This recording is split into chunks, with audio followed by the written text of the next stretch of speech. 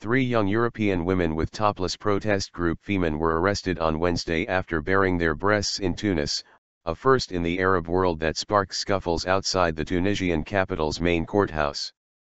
Standing on a wall in front of the railings outside the courthouse, the women, 2 French and the other German, shouted, "Free Amina," in support of a young Tunisian woman detained while protesting against hardline Islamists and awaiting trial on Thursday. Breastfeed Revolution read graffiti on the women, who wore only denim micro shorts and black shoes, and Femen Extremist was daubed on their backs. The police swiftly arrested them and took them inside the building, before a crowd of journalists. The Femen protest, also intended to highlight the difficulties facing women in socially conservative Tunisia, provoked the anger of onlookers, some of whom tried to cover up the women. A group of lawyers linked to the hostile crowd attacked some of the journalists, accusing them of giving a platform to the topless activists. As the young women were being transferred from one office to another within the court building, the lawyers sang the Tunisian national anthem and shouted "Get out!" a rallying cry during the January 2011 revolution that ignited the Arab Spring.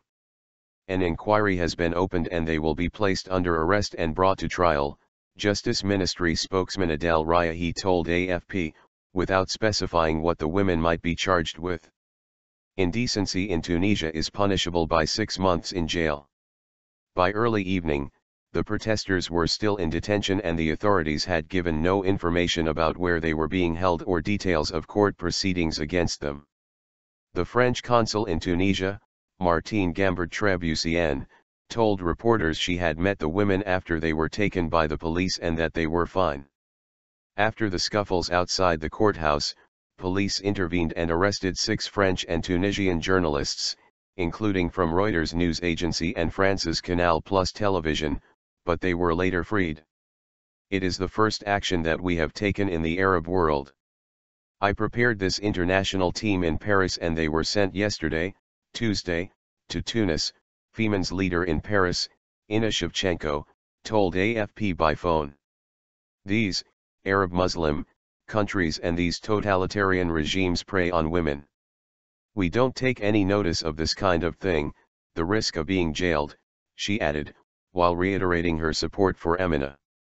The young Tunisian known by her pseudonym Amina Tyler was arrested in the city of Kairouan on May 19, the day the Salafist movement Ansar al-Sharia planned to hold an illegal congress there, after painting the word Femen on a wall near a cemetery.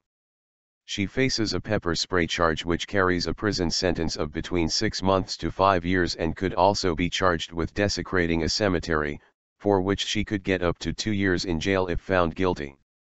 Amina's lawyer told AFP that he was confident about the trial and did not expect any complications to arise because of Wednesday's protest. "I don't think it will cause problems for Amina," said Suhaib Bari, adding that she only risked a 6-month sentence for possessing the self-defense spray. Amina sparked both scandal and a wave of online support after she was threatened by Tunisia's increasingly active hardline Islamists for posting topless pictures of herself on Facebook.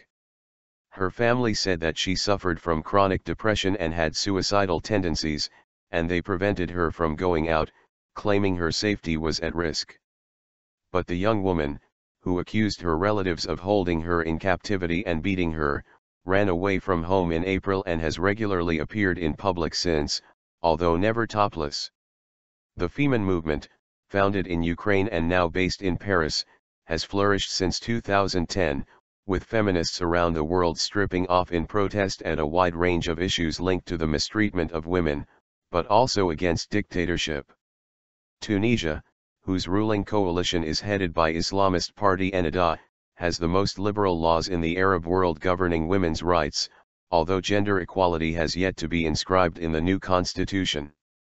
Secular opposition parties and feminist groups frequently accuse Ennahda of seeking to roll back women's rights, although the Islamist party has opposed enshrining Islamic Sharia law in the constitution.